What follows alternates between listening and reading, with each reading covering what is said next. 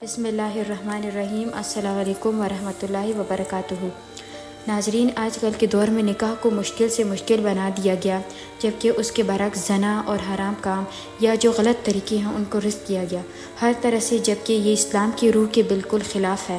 اپنے بچوں کو عام طور پر لڑکوں کے ساتھ کھلا میل ملاپ کی اجازت دی جاتی ہے اور ان کے ساتھ کام کاج کرنے کی اور حجاب کی بھی کوئی خاص پابندی نہیں ہوتی۔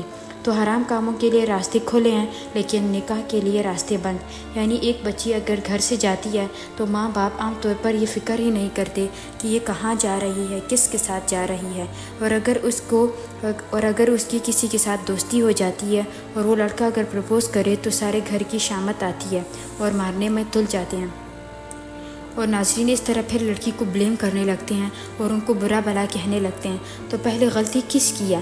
آپ نے ہی تو اسے کھلی اجازت دی کہ وہ جا کے جس سے چاہے باتیں کرے اور جس سے چاہے دوستی لگائے، اور اس طرح شوہر کو بھی بیوی کے لیے بہترین ہونا چاہیے۔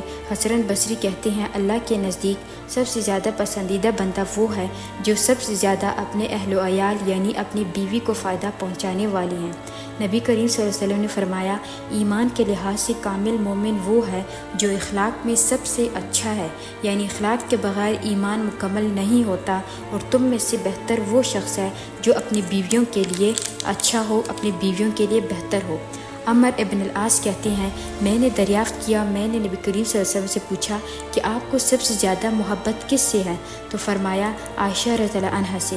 تو ناظرین، آپ دیکھیے، یہ صحابہ کی مجلس میں بیٹھ کر آپ بغیر ڈر کے کہتے ہیں کہ مجھے سب سے زیادہ پیار اپنی بیوی سے ہے۔ ناظرین، آج کا کوئی مرد یہ کہہ سکتا ہے، ہو بھی تو بتاتے ہوئے شرماتے ہیں اور ڈرتے ہیں کہ اگر ماں کو پتہ چل گیا تو اس کو اچھا نہیں لگے گا، بہنوں کو پتہ چلا تو وہ ناراض ہو جائیں گی، اس لیے اظہار ہی نہیں کرتے۔ تو یاد رکھیں، اچھے تعلقات کے لیے اظہار کرنا بہت ضروری ہے۔ ناظرین، حضرت ابو ہریرہ رضی اللہ عنہ سے روایت ہے کہ نبی کریم صلی اللہ علیہ وسلم نے فرمایا، کوئی مومن شخص کسی مومن عورت سے بغض نہ رکھے۔ اگر عورت کی ایک عادت ناپسند ہے تو کوئی دوسری عادت پسند آئے گی۔ مرد کو سکھایا گیا کہ بیوی سے نفرت نہ کرے، اگر اس میں کوئی عادت اچھی نہیں لگتی تو بس کہ وہ زیادہ نیند کرتی ہے یا وہ زیادہ سوتی ہے، تو ہو سکتا ہے اس کا کوئی اور پہلو آپ کو اچھا لگا ہو۔ اسے مت کرتا رہے کہ میں دفتر جاتا ہوں تو سوتی رہتی ہے، میں آتا ہوں تو سوئی رہتی ہے۔ اس کو بھول جاؤ اور اس کی اور اچھی عادتیں ہیں ان میں نظر کرو تو دل خوش رہے گا۔ پھر اسی طرح شوہر بیوی پر خرچ کرتا ہے تو اس کو صدقے کا ثواب ملتا ہے۔ رسول اللہ صلی اللہ علیہ وسلم نے فرمایا، جب آدمی اپنی بیوی کو پانی پلاتا ہے تو اسے اجر دیا جاتا ہے، یعنی اس پر بھی اللہ کا ریوارڈ ہے۔ مگر عام طور پر بیویاں ہی پانی پلاتی ہیں، مرد نہیں پلاتے۔ تو اس میں ایک صحابی رضی اللہ عنہ فرماتے ہیں کہ میں نے جب یہ حدیث سنی تو اٹھا اور اپنی بیوی کو پانی پلایا، یعنی جب میں نے یہ سنا تو میں نے فوراً اس پر عمل کیا۔ اس طرح بیوی کے ساتھ گھر کے کام کاج میں بھی مدد کرنی چاہیے۔ عموماً مرد اس کو اپنی شان کے خلاف سمجھتے ہیں۔ تو حضرت عائشہ رضی اللہ عنہ سے پوچھا گیا کہ رسول اللہ صلی اللہ علیہ وسلم اپنے گھر میں کیا کرتے ہیں؟ تو فرمایا، آپ صلی اللہ علیہ وسلم گھر کے کام میں مصروف رہتے ہیں، یعنی گھر آ کر گھر کے کام بھی کرتے ہیں، اور جب نماز کا وقت ہوتا ہے تو اٹھ چلے جاتے ہیں۔ پھر اسی طرح بیوی کے شوق کا بھی خیال رکھنا چاہیے۔ حضرت عائشہ رضی اللہ عنہ فرماتی ہیں کہ میں گڑیوں سے کھیلا کرتی تھی، میری سہیلیاں آ جاتی تھی اور میرے ساتھ کھیل کود میں شریک ہوتی تھی، اور جو ہی حضور صلی اللہ علیہ وسلم کو آتا ہوا دیکھتی تو وہ چھپ جاتی تھی۔ آپ صلی اللہ علیہ وسلم پھر اسے میرے پاس بھیج دیتے اور وہ پھر سے میرے ساتھ کھیلنے لگتی۔ اور اسی طرح بیوی کی جائز فرمائش بھی پوری کرنی چاہیے۔ چھوٹی چھوٹی چیزوں سے محبت بڑھتی ہے۔ جابر بن عبداللہ رضی اللہ عنہ کہتے ہیں کہ رسول اللہ صلی اللہ علیہ وسلم ایک نرم آدمی تھے۔ حضرت عائشہ رضی اللہ عنہ جب بھی کسی چیز کی فرمائش کرتی تو آپ صلی اللہ علیہ وسلم اسے ضرور پورا کرتے، یعنی ان کا خیال رکھتے، اور آپ صلی اللہ علیہ وسلم ان کا پکایا ہوا کھانے میں کبھی عیب نہیں نکالتے تھے۔ پسند ہوتا تو کھا لیتے تھے، پسند نہ آتا تو چھوڑ دیتے تھے۔ ناظرین، کتنی بڑی بات ہے۔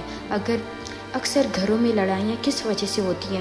کھانا ٹھیک نہیں پکایا، اور بعض شوہر تو پلیٹیں پھینک دیتے ہیں، برتن توڑ دیتے ہیں، اور اس سے بچے بھی سہم جاتے ہیں اور ڈر جاتے ہیں، اور اس طرح گھر ایک میدان جنگ بن جاتا ہے۔ تو ان چیزوں سے بھی پرہیز کرنا چاہیے۔ اور اسی طرح ساس ماں کے ساتھ بھی محبت کا رشتہ ہونا چاہیے، کیونکہ مومن کے ساتھ ایک جسم کی طرح ہے، اور ساس ماں جو ہوتی ہے وہ بھی اپنی ماں کی طرح ہی ہوتی ہے۔ انہوں نے کہ شوہر کو جنم دیا، دعائیں مانگ کر، تکلیفیں اٹھا کر، سارے مشکل مرحلے گزار کے ایک کامیاب انسان بنایا۔ اب اس عورت کا حق ہے کہ اس کے بچے پر کہ وہ اس کی آنکھوں کی ٹھنڈک ہو۔ شوہر کو ماں سے جدا نہ کریں، کیونکہ یہ ایک ایسا رشتہ ہے جو جدا ہو ہی نہیں سکتا۔ اگر آپ کوئی بھی چال چلائیں گے کہ بیٹے کو ماں سے جدا کریں تو آپ کی چال کامیاب نہیں ہوگی، بلکہ آپ کی اور آپ کے شوہر کے درمیان دوری آئے گی۔ اس لیے اس سے بچنا چاہیے۔ انسان کی خوشی اسی میں ہے کہ خاندان کو بھی خوش رکھا جائے، ساتھ لے کے چلا جائے۔ رسول صلی اللہ علیہ وسلم نے فرمایا، مومن محبت کرتا ہے اور اس سے محبت کی جاتی ہے، اور اس بندے میں کوئی خیر نہیں جو محبت نہیں کرتا، اور نہ ہی اس سے محبت کی جاتی ہے۔